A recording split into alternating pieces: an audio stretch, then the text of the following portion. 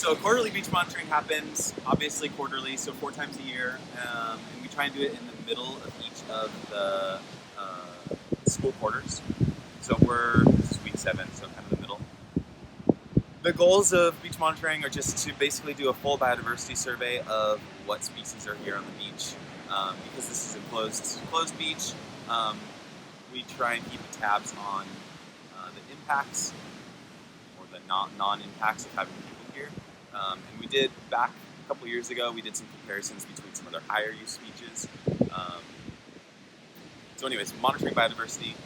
And that includes looking at small mammals, invertebrates, larger mammals with track pads. We do plant surveys and bird surveys, fish surveys. So we're going to hit all those today and tomorrow. So track pads, they're basically just areas that we've cleared, raked the sand out, gotten all the seaweed away. So these flat areas kind of puffed up the sand a little bit, and there we're basically just trying to capture prints of larger mammals, or just anything that's walking through.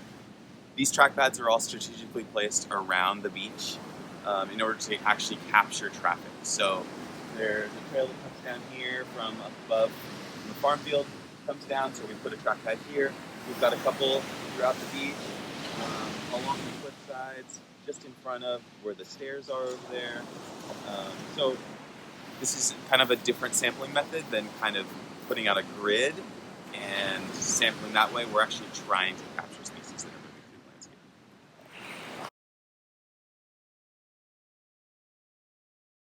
Sampling for invertebrates might be one of the easiest methods that we have during QBM.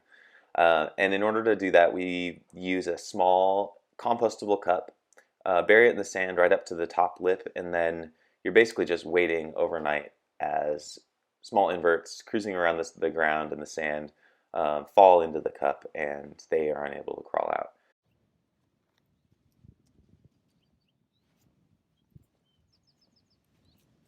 Ooh, these ones are my favorite.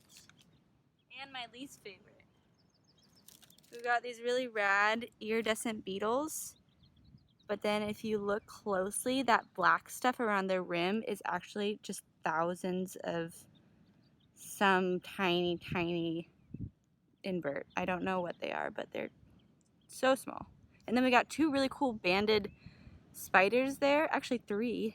This one is really close to the lagoon's edge, so not only do we get different inverts that are using wetter soil or sand, we also get animals that are coming in to either fish for small inverts in the water or even fish maybe if they're close enough. So we often get raccoons here and coyotes.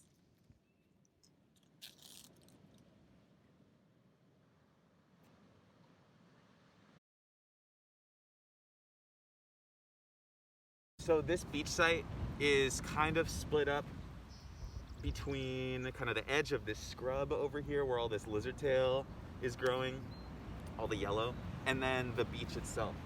And they are very easily described as 2 different habitats. And so we have a row of traps along the edge of the scrub here, and it really captures that edge effect. So we, on a typical day of quarterly beach monitoring, almost every one of the traps along the scrub area will have an animal in it. And a lot of times, a lot of the things on the beach will actually be empty. Today was an exception. We caught almost all our species, all our animals out on the beach. Because they're using it as foraging ground. So there's a lot of seeds out there. All these bluff species and beach species, they're dropping all sorts of seed. There's lots of grasses out here, stuff like that, so they're definitely foraging in that. As opposed to this area, which really provides a lot of cover, maybe not as much foraging ground. These are Sherman traps. They're live traps, so they're obviously not killing the animals when we catch them. And they're designed, they have basically a trap door inside, so the animal runs in and triggers this door in the back, and the front closes. We do a few things when we put these out. So we bait them with oats just from the store, and we try and fill them, since these are out overnight. A lot of mammals are nocturnal or crepuscular, so they're out either at night or at dusk. We give them some sort of bedding material so they can deal with the cold basically cold at night that they're going to be, since they're not going to be bedding down or able to nest or whatever, this is something they can nest in. And then that food is in there not only to bait them in, but also something for them to eat. A lot of times these smaller animals have really fast metabolisms. And so if you don't give them something to feed on, a lot of times you can end up with a dead animal. And that's especially true with the smaller, really small mammals like shrews, Sorex, that's the genus. They basically need to eat like every hour. And those guys are a little different because they are insectivores. They're not granivores like the mice that we're catching here.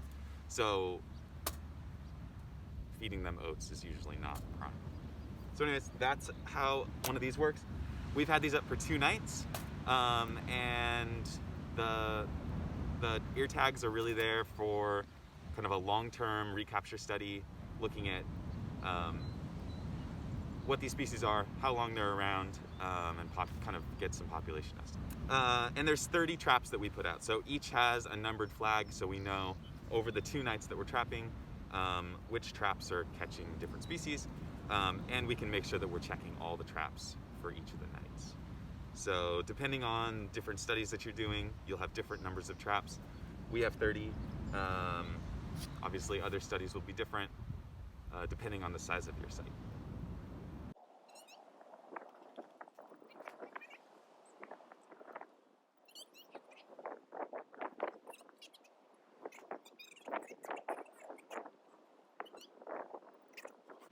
We just caught 3 rodents while we were checking our 30 mammal traps this morning for our quarterly beach monitoring. And now we're going to show you how we take them out of the traps. These are called Sherman traps. We're going to put them in a Ziploc temporarily, and then I'm going to scruff them and put an ear tag on them. And that way we can monitor individuals inhabiting this beach. So the first thing we want to do is make sure that the animal is down here, so holding it vertically. First of all, I'm going to put this over here. I'm going to line the corner of the Ziploc up with the corner of the bag. I'm going to close the bag up until it hits the trap, fold that over, and now I have a secure rim around the trap. Now I'm going to open it and squeeze it gently so the trap door is staying open. I'm actually going to stand up for this. I'm going to go for one swift motion over my head down and try to get the animal out in one try. Okay, so that didn't work. Okay. So here we have a little western harvest mouse. You see him? These guys are really small and quite cute. And I'm actually noticing right now that this animal has been tagged before. It has a little rip in its ear. Okay, so we're going to tag its other ear just so we can continue to monitor it. I'm going to scruff it now.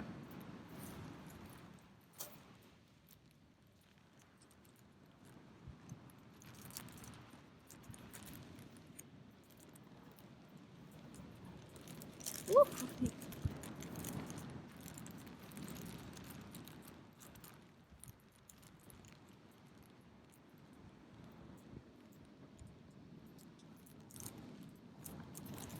Alright, so for those of you who don't know, but mammals often have a bit of extra skin behind their ears, and this is how their parents carry them when they're young. So like cats and mice and all sorts of mammals have that. So I'm not really hurting it, I'm just using that extra skin around or behind its head.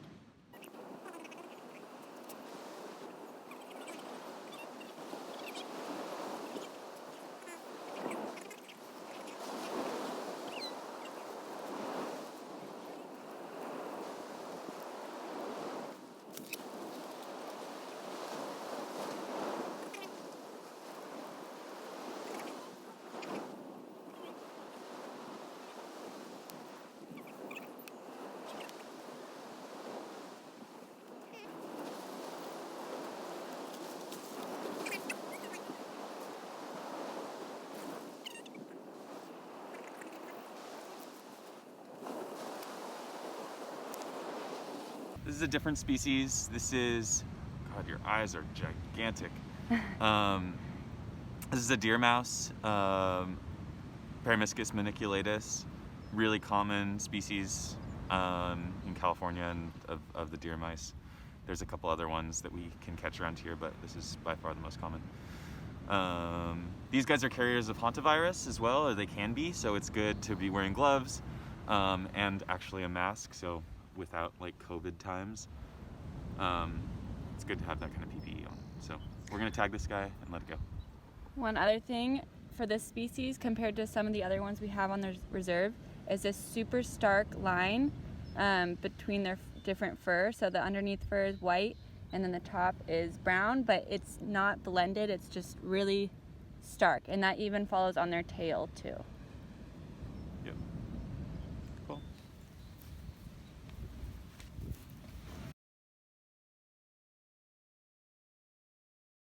So one of the parts of coordinated beach monitoring is doing veg monitoring, so running a transect and monitoring the vegetation on the beach here. So first part of that is running out a transect tape. This is a 50-meter transect tape, and it's basically going across the front of the dunes.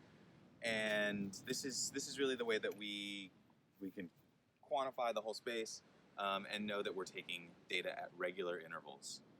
At those regular intervals, every 5 meters, we're going to switch back and forth between the right and the left sides, and we're going to quantify cover of species by using this quadrat. So this is a 1/4 square meter quadrat. On here, it's marked into kind of percentage lines. So each of these are 5% of this total area, and so we're basically trying to understand what percentage each species is taking up within this. So first spot we're going to do is at 5 meters. I'm going to put it right above the 5 meter line on the right hand side. And in this quadrat, we have what looks like 2 species. So right here we have Ambrosia camisonus. This is also known as beach burr. It's probably one of the most common species that we have on the beach. And it's really one of those dune stabilizing plants. And then the other one we have here is Abronia latifolia, also known as yellow sand verbena. And these species are both interesting because they exhibit like interesting characteristics that are uniquely adapted to living on the beach. So these guys, this Abronia has really thick, kind of calloused leaves. It's all about reducing water loss. And then this beach burr right here has this blue glaucous kind of tint to it. And that's all about conserving water. If we want to quantify what the percent cover of each of these species is, I'm going to say, looking at this right here, that we've got about 55 to 60% of this beach burr and probably 25% of the sand verbena. And then we've actually got another species in here that I missed the first time. This is a beach morning gloria right here. This is probably 0 to 5% of the beach morning glory. And then we want to quantify the bare ground area here. So we've probably got 25 to 30% bare ground. So we'll mark that all down on this data sheet here. And these are all of our different transect or different quadrats, all the different species that we might come across. So now we're moving on to the 10-meter mark, which is right here. And once again, put that quadrat down right on the top edge of that 10-meter mark. And we're gonna do the same thing. So it looks like the only species we have in here is that beach morning glory, that gorgeous thing right there. 15 to 20 of the beach morning glory, and maybe 0 to 5 like litter from the morning glory. We've got some dead leaves in there and some old pieces of driftwood. And then the rest of that, I'm gonna say like 85, 90 is bare ground. Okay, now we're down at meter number 30.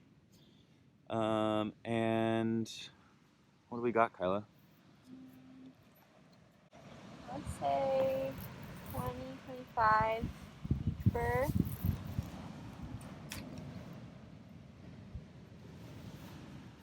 We've got some, this is yellow sand verbena. This kind of looks eaten or something.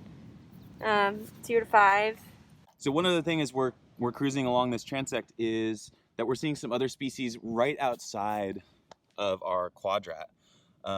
Species like this that are not included, and you might think you're missing out. There's also some grasses over here. We're actually going to do at the end of all this what's called a belt transect, and that's basically taking into account just presence absence of each species within a meter of the transect tape. So we'll be able to capture those data as well, and they won't be forgotten.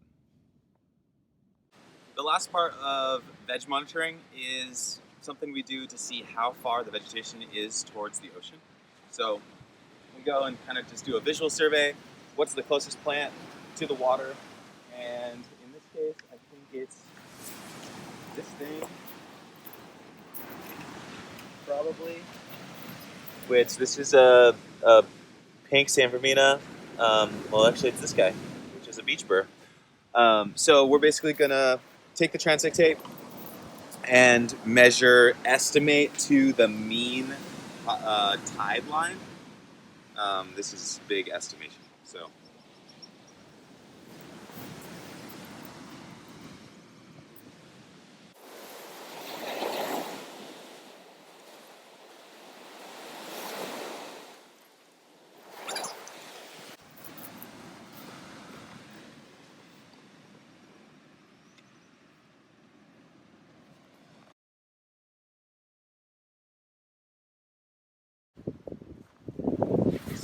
Seining. Well, seining is one type of method to use while you're trying to see what types of creatures are living in a body of water. So there's also like kick nets or aquarium nets, but this is what we found is good for getting the whole water column.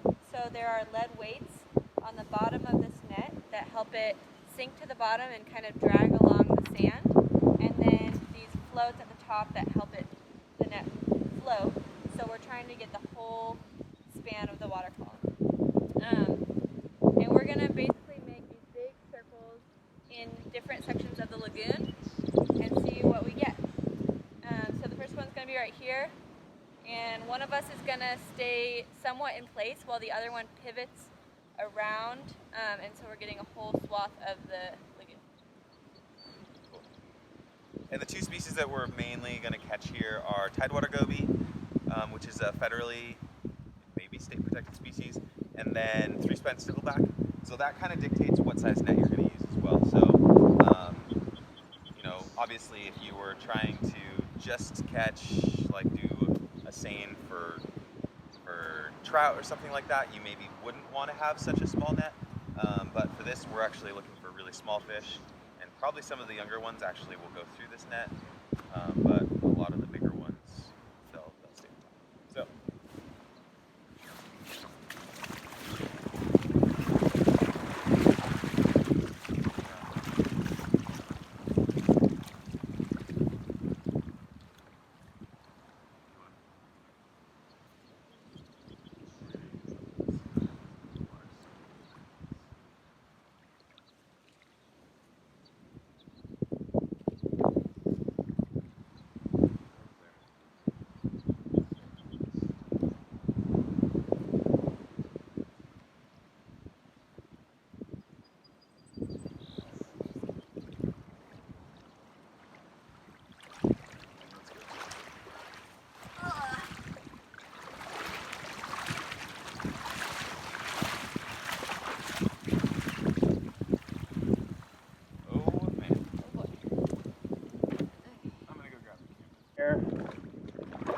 And at this point, we're just trying to get some estimates mainly. A lot of scummy algae stuff at the top too, so we couldn't really avoid that. So a lot of these guys, all these small silver ones, these are all stickleback. So when you're seining, it's important to work quickly. In that last seine, before the camera fell, we were estimating, basically I think we estimated 100 plus, more or less, gobies and at least 300 stickleback. Almost basically impossible to count them at that point, so than you're estimating, and really the goal is to not have these guys out of the water for that long. So when we're done counting, basically if it's less than 100, we'll try and count them. If it's anything more, we'll try and estimate. And then it's really important to, you know, toss them back in the water, kind of flip the net over back and forth, and then go and check the ground below where you were counting them, because some of these smaller guys will go through the net like we were talking about, and you'll have fish just kind of stranded on the beach. So we go and try and toss them back in, and then record on the date table.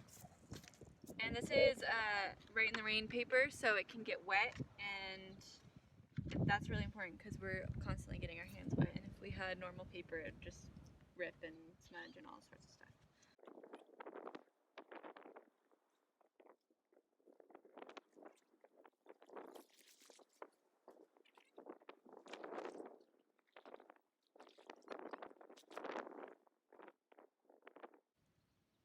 So the tidewater goby looks like this, and they live on the bottom of the water column, on the sand usually. So typically they have sandy colorations on top of their back, whereas the three-spine sticklebacks, they have this bicoloration.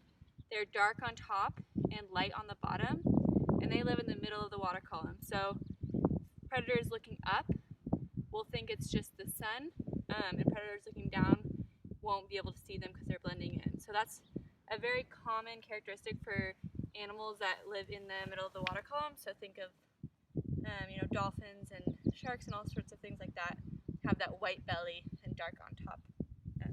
So it's a camouflage technique. Another thing that we mentioned, or we note on our data sheet, is what size class these fish are. So right now in the spring, I'm seeing a lot of young of the year, which means they were just born fish, so they're really small. And then we have juveniles who are a little bit bigger, and then adults who are full size. And these fish only get, you know, to be between 2 and 3 inches max.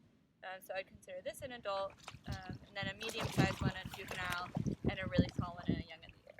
So we're kind of seeing all size